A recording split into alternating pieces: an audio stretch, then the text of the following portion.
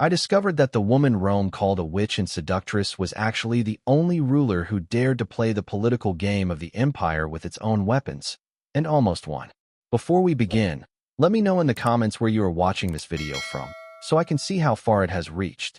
Alexandria shone under the Mediterranean sun like an impossible jewel. Its lighthouses guided ships from all known coasts. Its libraries held the knowledge of the entire world, and its granaries fed whole cities. But inside the royal palace, that shine hid an ancient darkness. The Ptolemies did not share power. They hoarded it, defended it, stained it with family blood. Brothers against brothers, fathers against sons, poisoning mothers, and heirs who vanished in the night.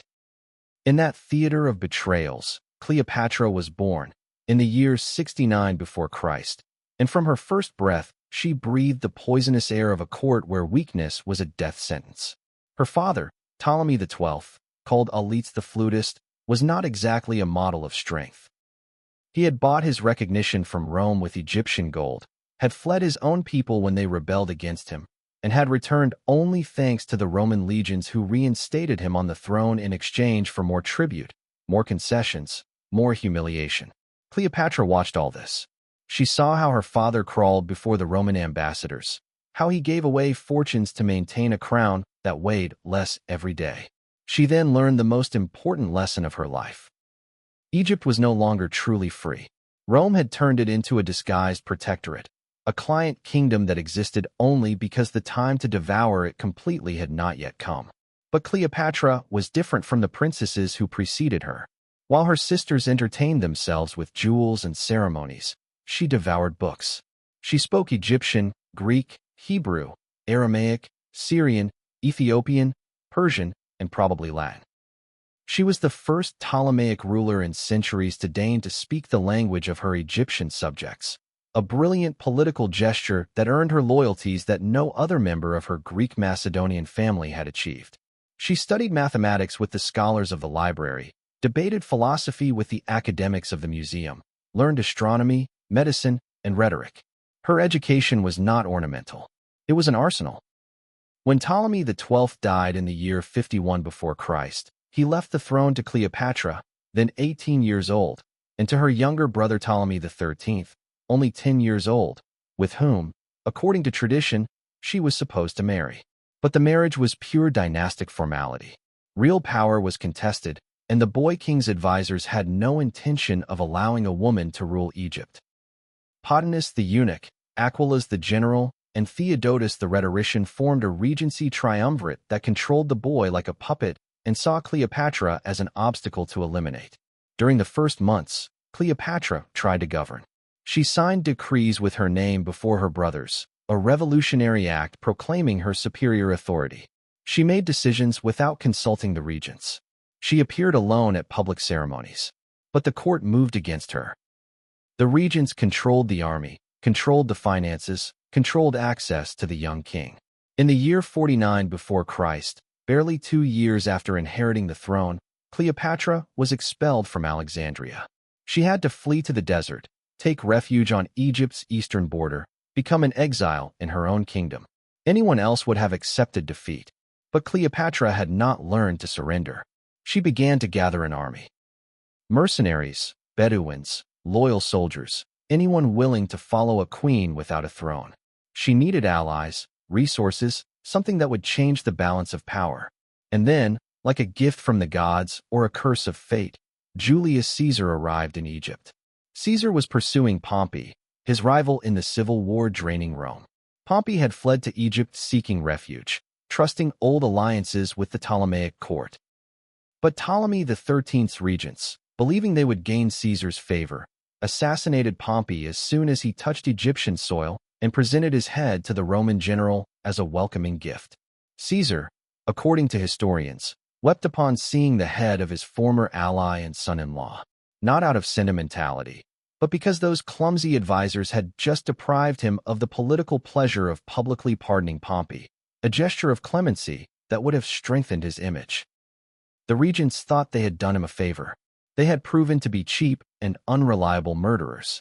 Cleopatra saw the opportunity. Caesar was in Alexandria, isolated in the royal palace, with barely 4,000 soldiers in a potentially hostile city. He needed to stabilize Egypt to secure grain supply to Rome. The regents offered him the loyalty of a manipulated child. She could offer him something better, an alliance with a legitimate, intelligent ruler desperate to regain her throne. But there was a problem. The regents controlled the city. She could not simply appear at the palace. Then she executed one of the most famous theatrical moves in history. She wrapped herself in a carpet, or perhaps in a bed sack, depending on varying sources, and was smuggled into Caesar's chambers. When they unrolled the bundle, the deposed queen appeared before the most powerful man in Rome. It was not magic nor supernatural seduction. It was pure audacity. Caesar, who had seen every imaginable political trick, was impressed not by her beauty, which according to Plutarch was not extraordinary, but by her intelligence, personal charm, and boldness. They spent the night talking. Cleopatra spoke cultured Greek, the language Caesar preferred for intellectual debates. They discussed philosophy, politics, history. She laid out her case. She was the legitimate heir, spoke the languages of her people, understood Egypt in ways her boy brother never could. Rome needed stability in Egypt. She could provide it, but only if Caesar backed her against the regents. She did not beg. She negotiated. And Caesar, master of political calculation, recognized in her someone of his own kind, a player willing to risk everything in a single move. The next day, Caesar announced he would arbitrate the dispute between the siblings according to Ptolemy XII's will. The regents were furious. Aquilas mobilized the Egyptian army against the small Roman contingent. The so-called Alexandrian War began, a brutal conflict that devastated parts of the city and tragically caused the fire that destroyed part of the legendary library of Alexandria. For months, Caesar and Cleopatra were besieged in the royal district, defending themselves against an Egyptian army that outnumbered the Romans 10-1. But Caesar was Caesar. He held out until reinforcements arrived from Asia Minor. In the final battle of the Nile, Ptolemy XIII's army was crushed. The young king drowned trying to flee. Pothinus was executed. Aquilas fell in combat. The resistance collapsed. Cleopatra returned triumphant to Alexandria, but this time she did so with Roman legions behind her. Technically, she continued the tradition by marrying her still-living younger brother, Ptolemy XIV, another child who this time posed no threat. The power was entirely hers. And she was pregnant with Caesar's child. She gave birth to a boy whom she named Ptolemy Caesar, although the world would know him as Caesarion, Little Caesar. The message was clear. This was the son of the most powerful man in Rome and the queen of the richest kingdom in the eastern Mediterranean. An heir who united two worlds. Caesar never officially recognized him as a legitimate son under Roman law, but neither did he deny him. He allowed Cleopatra to erect statues of herself with the boy in Roman temples. He allowed him to travel to Rome and live in one of his villas. The city whispered scandalized, but Caesar was above the gossip. Cleopatra spent almost 2 years in Rome, from the year 46 to 44 before Christ.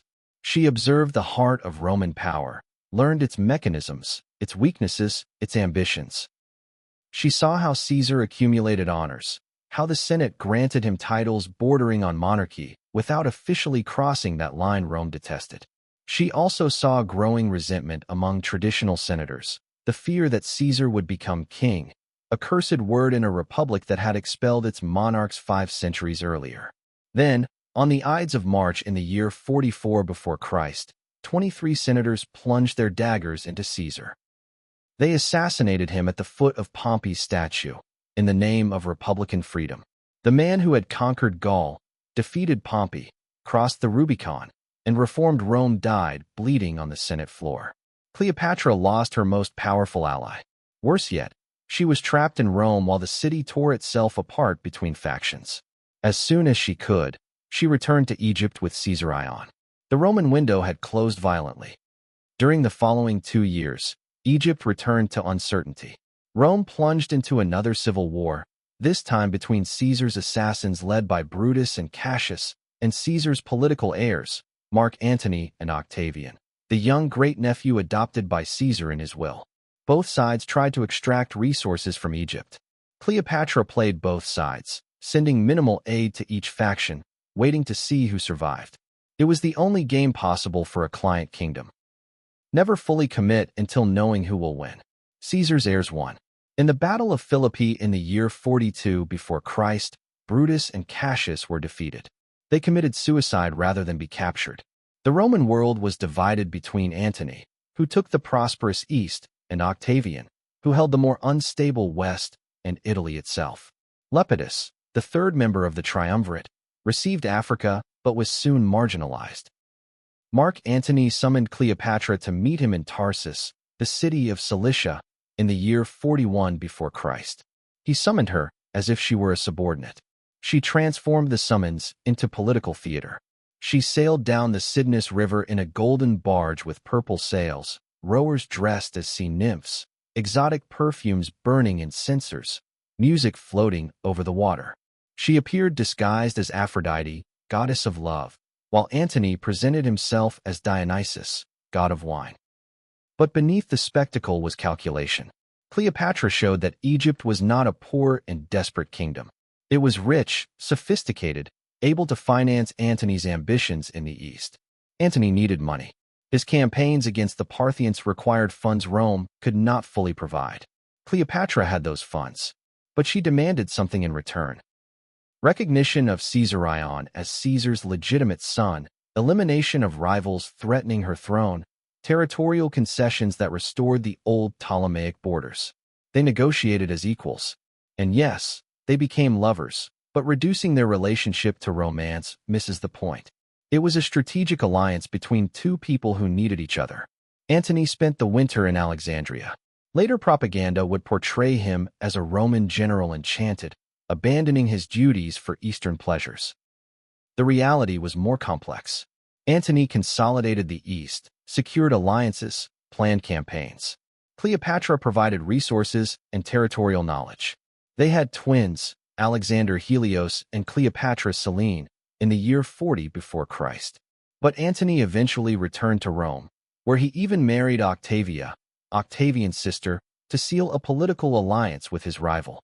For 3 years, Antony tried to balance two worlds. He maintained his Roman marriage to Octavia while keeping his alliance with Cleopatra. He launched campaigns against Parthians that ended in costly failures. Gradually, the balance tipped toward the east. Antony spent more time in Alexandria than in Rome. He repudiated Octavia. He married Cleopatra according to Egyptian rites, with no Roman legal validity, but symbolically devastating. In the year 34 before Christ, he celebrated the so-called donations of Alexandria, a ceremony where he declared Caesarion co-ruler of Egypt with Cleopatra and distributed eastern territories among his children with her. Rome erupted in indignation. Octavian, a brilliant manipulator of public opinion, turned the donations into explosive propaganda.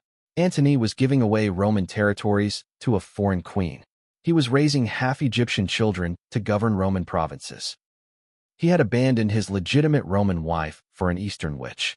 The narrative did not mention that many of those territories had been Egyptian long before Roman, nor that Antony had legal authority to reorganize the East, nor that marriage alliances with foreign rulers were common Roman practice. Octavian needed a monster, and he made Cleopatra one. They called her Meretrix Regina, queen prostitute. They said she had bewitched Antony with potions and Egyptian magic. Stories circulated about orgies, Eastern perversions, disdain for Roman virtues. Paid poets wrote verses about the threat she posed to Roman civilization. They did not declare war on Mark Antony, a Roman citizen and consul. They declared war on Cleopatra, the foreign queen who had corrupted one of their own. It was easier to sell the Roman people a war against an external threat than admit it was another civil war between Romans for power. In the year 31 before Christ, the fleets met at Actium, on the western coast of Greece. Antony and Cleopatra commanded an armada of 500 ships. Octavian and his brilliant Admiral Agrippa had 400, but better trained and more maneuverable. The battle was a disaster for Antony. His heavier ships could not compete with the speed of Agrippa's triremes. Halfway through the battle, Cleopatra ordered her squadron of 60 Egyptian ships to withdraw. They carried the treasure necessary to continue the war from Egypt. Antony, seeing his ships leave, abandoned his fleet and followed her. For Roman history, it was the ultimate proof he was enslaved by her. For strategic reality, they probably were trying to save what they could to regroup. But there was no regrouping. Antony's allies abandoned him. His legions deserted to Octavian. Egypt was isolated. For months, Antony and Cleopatra stayed in Alexandria, while Octavian marched slowly toward them, consolidating territory one by one. They tried to negotiate. Cleopatra offered to abdicate if her children were recognized as rulers. Octavian ignored every proposal. He did not want puppet rulers in Egypt. He wanted Egypt. In the year 30 before Christ, Octavian's legions reached the gates of Alexandria. Antony made one last stand. He failed. A false rumor spread that Cleopatra had died. Antony, believing it true, plunged his own sword into himself. They took him dying to the mausoleum where Cleopatra had taken refuge. He died in her arms. Roman sources describe a romantic end. It was probably agony, blood, and despair. Cleopatra survived a few more days. Octavian kept her prisoner, but with certain honors. He needed to keep her alive for his triumph in Rome, the ceremonial parade where he would display his conquests. Cleopatra understood her fate perfectly. She would be chained, displayed before mocking crowds, publicly humiliated as a symbol of Roman victory over the East. Other conquered queens had suffered that fate. She refused to be one of them. The official version says she committed suicide with the venom of an asp, the sacred Egyptian snake, symbol of royalty. She probably used some poison, but perhaps not a snake. She died in the year 30 before Christ, at 39 years of age. With her died the Ptolemaic dynasty that had ruled Egypt for almost 300 years since Ptolemy, Alexander the Great's general, proclaimed himself pharaoh. Egypt ceased to be a kingdom and became a Roman province, the emperor's personal granary. Caesarion, her son with Caesar, was executed shortly after. Octavian could not allow a possible rival with Caesar's blood to survive. Cleopatra's other children with Antony were taken to Rome, raised by Octavia, the repudiated wife. Cleopatra Selene eventually married Juba II of Mauritania and became queen, the only descendant of Cleopatra to have an honorable fate. And thus began the construction of the myth. Roman historians wrote the official story. Plutarch, Dio Cassius, even the more balanced Strabo, worked with Roman sources, Octavian propaganda documents, biased versions. They painted Cleopatra as a seductress who destroyed great men, the Eastern femme fatale who corrupted Roman virtue. For centuries, that image dominated. Shakespeare immortalized her as passionate and irrational. Renaissance art painted her exotic and sexualized. Hollywood turned her into Elizabeth Taylor, beautiful and tragic, but essentially decorative. Only recently have historians begun to dig beneath the layers of propaganda. They found a ruler who spoke more languages than any contemporary monarch, who wrote treatises on medicine and cosmetics, who negotiated with the most powerful men of her time, not with beauty, but with intelligence, who kept Egypt united for 22 years in an era when whole kingdoms collapsed before Rome in months, who was never conquered militarily while alive, but chose death over humiliation. Was she perfect? No. She executed rivals, probably including her own brother Ptolemy XIV. She made questionable military decisions. She risked Egypt's future in alliances that could have ended worse. But judging her by standards we do not apply to male rulers is to perpetuate Roman propaganda. Julius Caesar conquered Gaul, massacring 1 million people and enslaving another 1 million. He is remembered as a military genius. Augustus proscribed thousands of political enemies. He is called the first emperor who brought peace. Cleopatra tried to save her kingdom from being devoured by an expansionist empire using all tools available. Diplomacy, marriage alliances, economic resources, strategic intelligence. The question should never have been whether Cleopatra was a manipulative seductress. The question is why Rome needed to make her one. The answer is simple. Because it was easier to justify the conquest of Egypt by presenting it as the elimination of a moral threat than admit it was a pure act of imperial greed. Egypt was too rich, too strategic, too important. Rome wanted it, and Rome took what it wanted. Cleopatra understood the game from the beginning. Her father had tried to appease Rome with tributes. It did not work. Weakness invited aggression. She chose the opposite path, Play the Roman game with its own rules. Ally with the strong men. Use Egypt's wealth as a political weapon. Present herself as partner, not subordinate. For 2 decades, it worked. She maintained Egyptian independence in an era where independence was an illusion for most kingdoms. Her final mistake may have been underestimating Octavian. He was young, sickly, without military charisma. But he was patient, relentless, and understood the power of narrative better than anyone. While Antony won battles and territories, Octavian won hearts in Rome. While Cleopatra dazzled in Alexandria, Octavian turned her into a villain in Italy. When war came, it did not matter that Antony was the better general. Octavian had won the propaganda war years before the real battle began. After Actium and Alexandria, Octavian became Augustus, the first emperor of Rome. He ruled for 40 years, bringing stability after a century of civil wars. He is revered as a wise statesman. But his empire was built on the ruins of conquered kingdoms, and Egypt was the greatest prize. Egyptian grain fed Rome. Egyptian gold filled imperial treasuries. Egyptian science was gradually absorbed and forgotten. Ptolemaic culture faded. Alexandria would remain a great city, but no longer the capital of an independent kingdom. It would become a provincial city. And Cleopatra was deliberately erased. Her statues were destroyed. Her inscriptions chiseled away. Her achievements credited to her Roman lovers. For 2,000 years, she existed mainly as a character in stories written by her enemies. Witch, seductress, manipulator, never queen, never stateswoman, never the ruler who defied Rome for 22 years. But the stones tell different stories. The temples she built still bear her name in hieroglyphs, presenting herself as a legitimate pharaoh in the tradition of 3,000 years. The administrative documents she signed reveal a ruler involved in state management details. Contemporary ambassadors described her as a formidable interlocutor. Propaganda can dominate narratives, but it cannot completely erase evidence. Today we know Cleopatra was not the woman Rome described. She was a product of her time and place, raised in a brutal court, educated to rule, forced to navigate deadly international politics from adolescence. She made mistakes, took enormous risks, but she also achieved the impossible, kept Egypt independent when all other Hellenistic kingdoms had fallen, negotiated as an equal with the most powerful men in the world, and when all was lost, chose to die as a queen rather than live as a trophy. Her true tragedy was not loving too much or being too ambitious. It was being born at the wrong time. A century earlier, her skills would have consolidated a prosperous dynasty. A century later, she would have been a provincial administrator. But she lived exactly at the moment when Rome transitioned from republic to empire, when the Hellenistic world died and the Roman world was born. She was on the wrong side of history. Yet, 2,000 years later, her name persists when many Roman emperors are forgotten. Not because of the lies told about her, but despite them. Because even distorted by enemy propaganda, her story fascinates.